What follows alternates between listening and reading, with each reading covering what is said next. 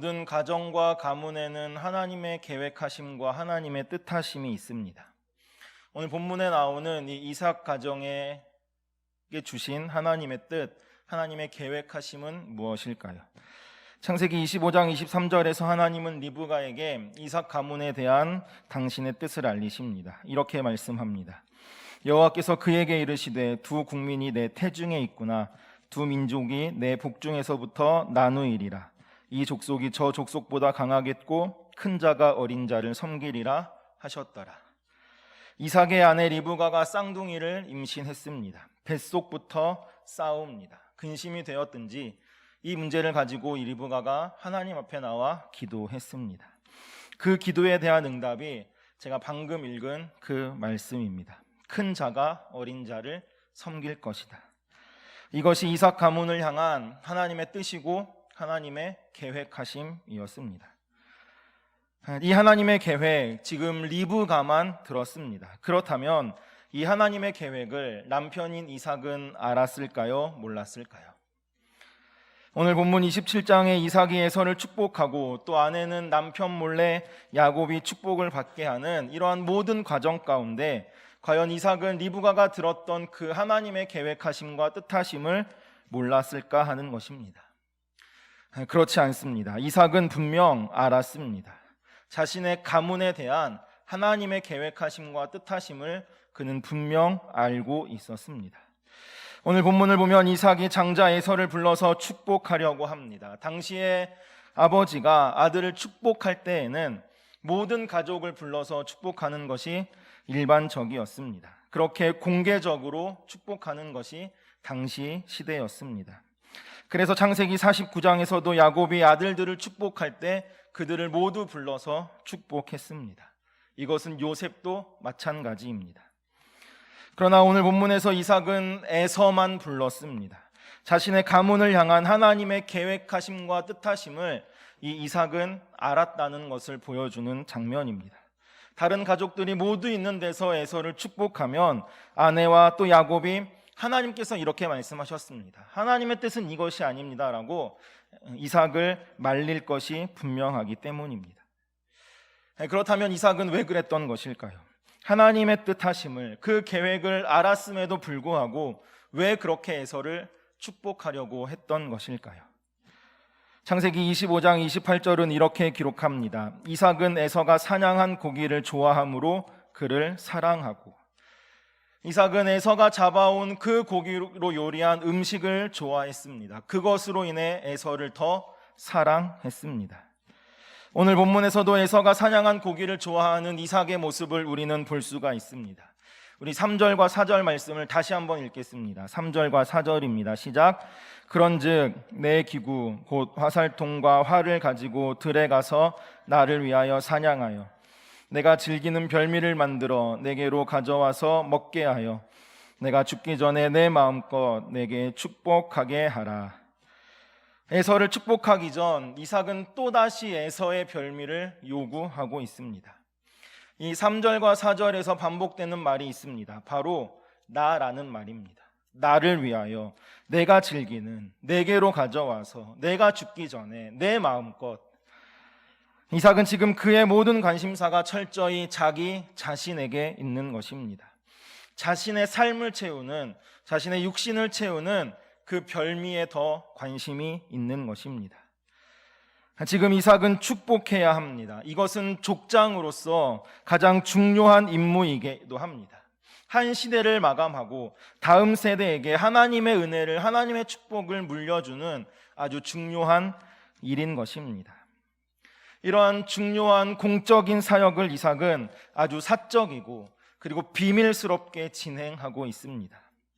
그는 지금 별미 외에 다른 것에는 관심이 없습니다. 그에게 중요한 것은 하나님의 언약이 아닙니다. 가정의 미래도 아닙니다. 당장 눈앞에 이익이고 유익인 것입니다. 꼭 그 별미를 먹어야만 축복할 수 있는 것입니까?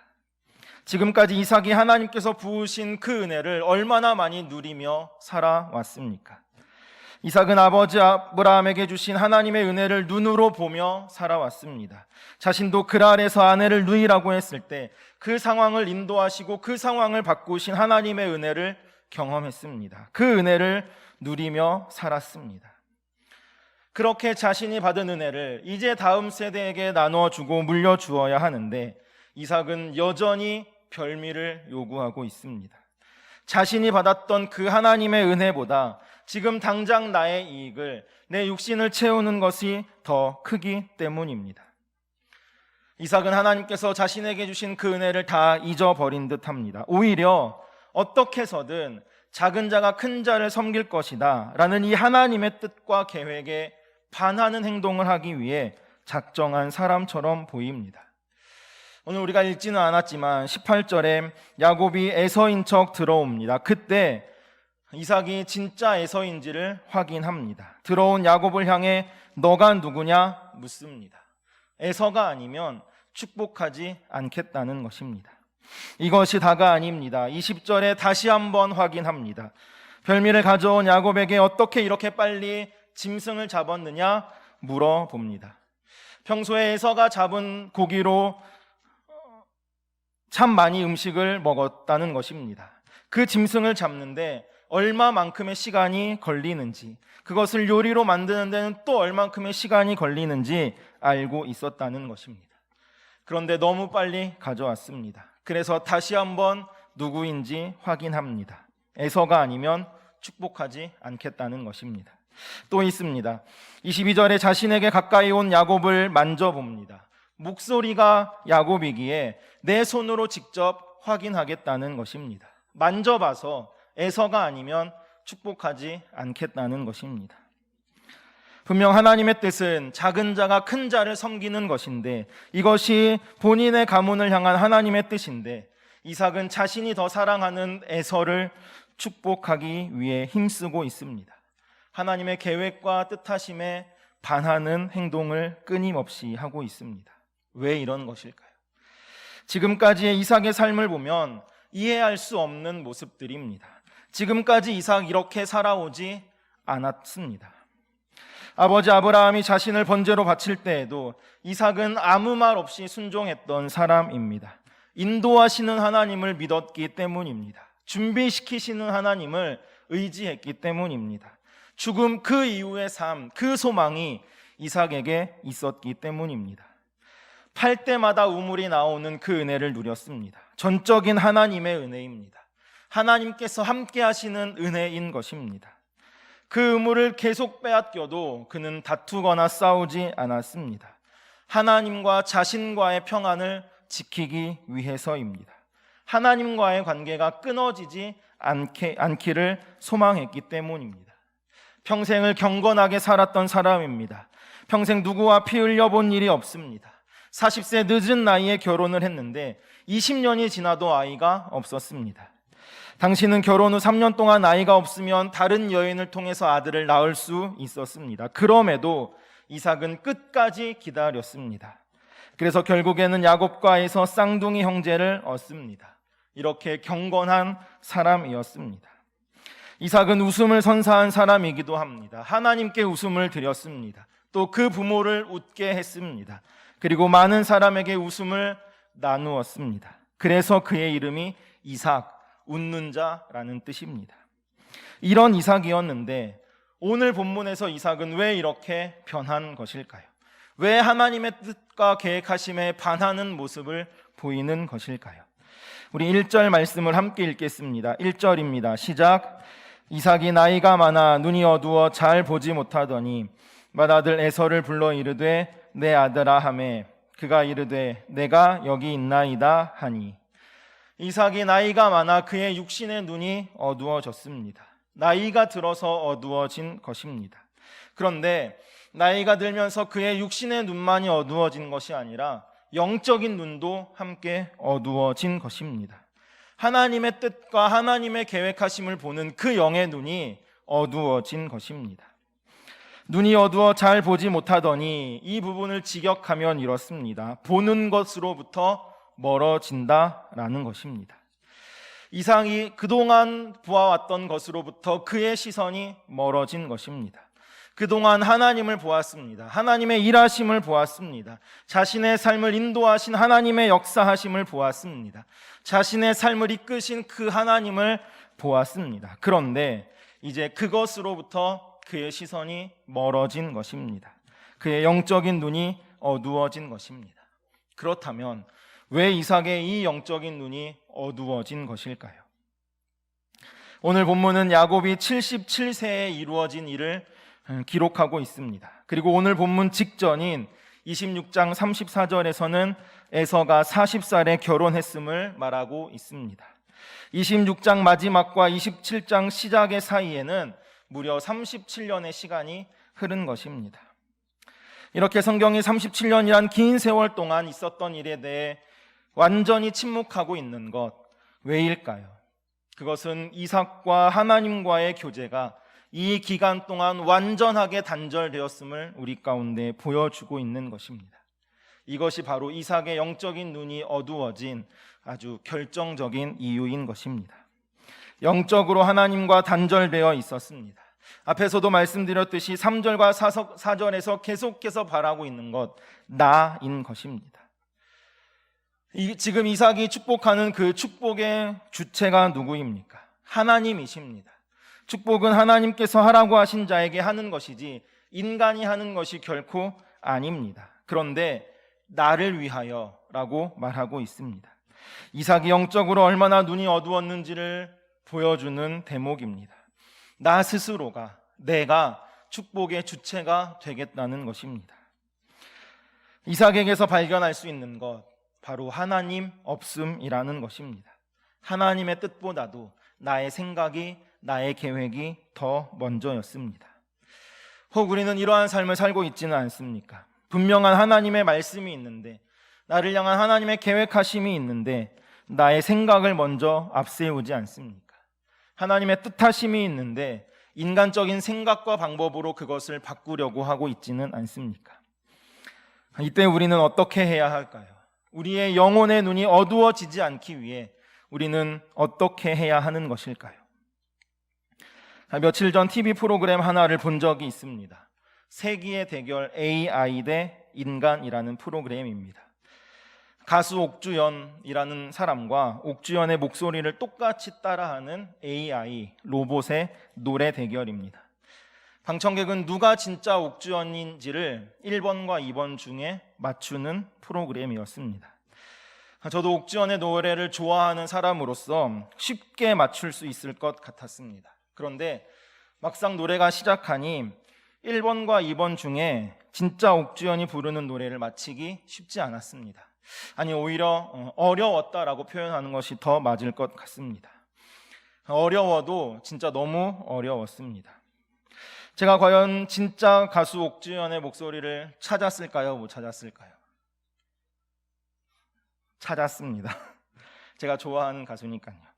엄청 집중했습니다. 집중하고 또 집중했습니다. 끝까지 집중했습니다. 그렇게 노래 한 곡을 온전히 끝까지 집중해서 들어본 적은 거의 없었던 것 같습니다. 그런데 바로 이것입니다. 우리의 영적인 눈이 어두워지지 않기 위해 그렇게 끝까지 하나님께 집중하는 것입니다. 우리의 영혼의 눈이 어두워지지 않기 위해 우리의 온 마음과 온 시선과 온 생각을, 우리의 모든 삶을 하나님께 두는 것입니다. 육신의 소리, 세상의 소리가 들릴 때 더욱 하나님의 음성을 듣기 위해 귀 기울이는 것입니다. 상황과 환경 앞에 나의 생각과 나의 방법이 있음에도 불구하고 잠잠히 하나님 앞에 서는 것입니다. 우리가 혼신의 힘을 다한다라는 말을 씁니다. 방송인 유재석 씨가 본인이 생각하는 혼신에 대해서 말하는 것을 본 적이 있습니다. 내가 생각하는 범위에서 최선을 다하는 것이 아니라 그것을 벗어나서 최선을 다하는 것, 그것이 혼신이다 말을 했습니다. 우리가 예수님을 바라보고 예수님과 동행하고 예수님께 집중하는 것, 이렇게 해야 하는 것입니다. 우리는 이것에 우리의 혼신을 다해야 합니다. 2절에서 이삭은 이렇게 말을 합니다. 내가 어느 날 죽을지 알지 못하니. 그렇습니다. 우리는 모두 언제 죽을지 알지 못하는 인생을 살아가고 있습니다. 그렇기 때문에 나의 육신을 채우는 것이 아니라 지금, 오늘, 이 순간 더욱 하나님께 우리의 마음을 두어야 합니다. 더욱 예수님과 동행해야 합니다. 언제 죽을지 모르기에 하나님과의 교제가 끊어지지 않게 해야 합니다. 저는 저와 우리의 삶이 우리 각자의 인생을 설계하시고 하나님의 계획하심을 심어 놓으심을 믿음으로 바라보는 은혜가 있기를 소원합니다. 그리고 우리의 삶의 모든 시선을 오직 그 계획하심 가운데 그 하나님께 두기로 작정하고 집중하는 삶이 되기를 간절히 소원합니다. 우리 함께 찬양하시겠습니다. 찬양하실 때에 하나님, 우리의 삶의 모든 시선을 오직 하나님께만 둡니다. 우리의 삶을 계획하시고 이끄시는 하나님께, 우리의 삶 가운데 역사하시는 하나님께 모든 것을 집중합니다. 우리 그 고백으로 함께 찬양하시겠습니다.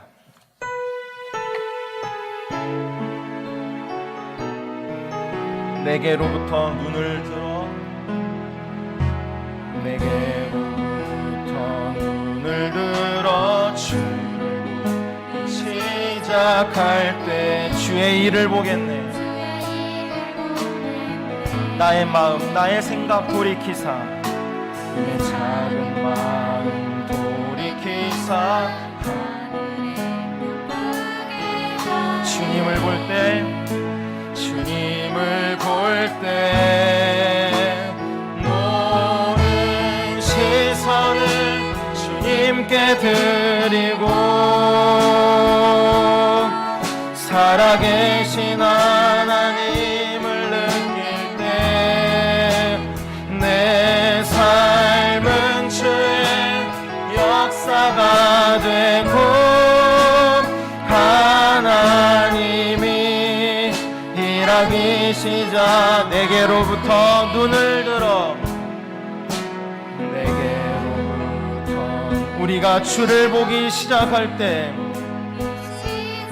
주의 일하심을 우리는 볼 것입니다.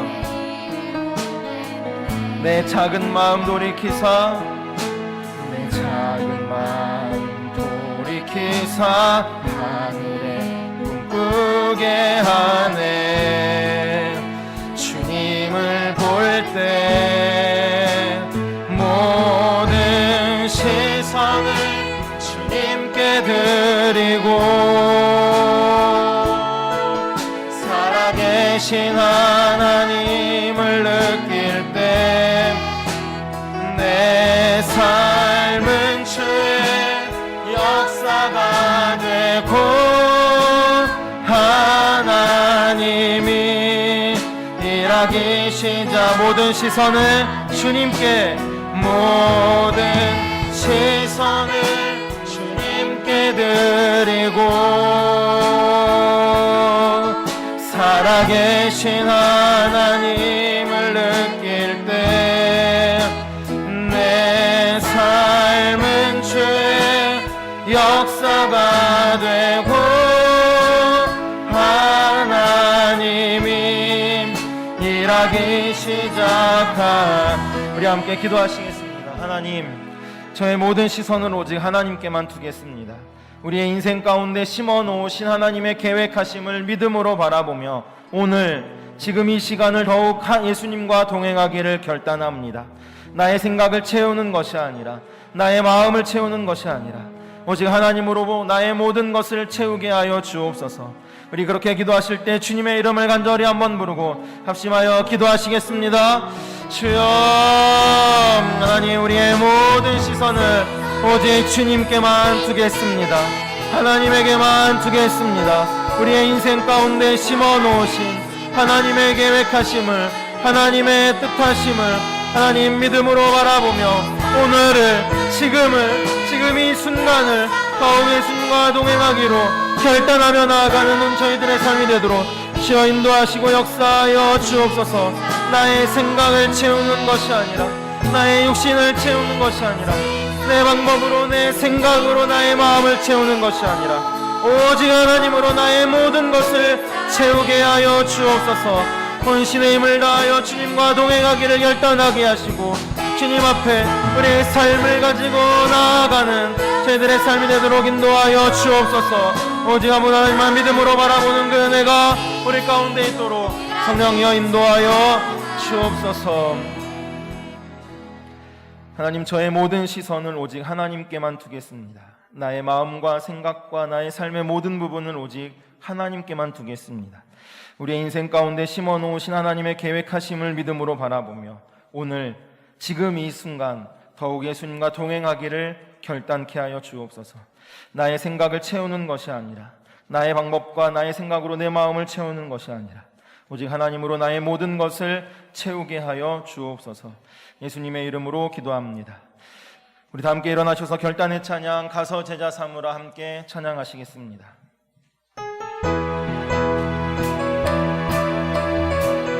갈릴리 마을 그 숲속에서, 갈릴리 마을 그 숲속에서 주님 그 열한 제자 다시 만나시사 마지막 그들에게 말씀하시길, 마지막 그들에게 말씀하시길, 너희들은 가라 세상으로, 너희들은 가라 저 세상. 가서 제자 삼으라, 가서 제자 삼으라. 세상 많은 사람들은, 세상 모든 영혼이 내게 달렸나니, 가서 제자 삼으라. 나의 길을 가르치라. 내가 너희와 항상 함께하라. 가서 제자 삼으라, 가서 제자 삼으라. 세상 많은 사람들은, 세상 모든 영혼이 내게 달렸나니, 가서 제자 삼으라. 나의 길을 가르치라. 내가 너희와 항상 함께하리라.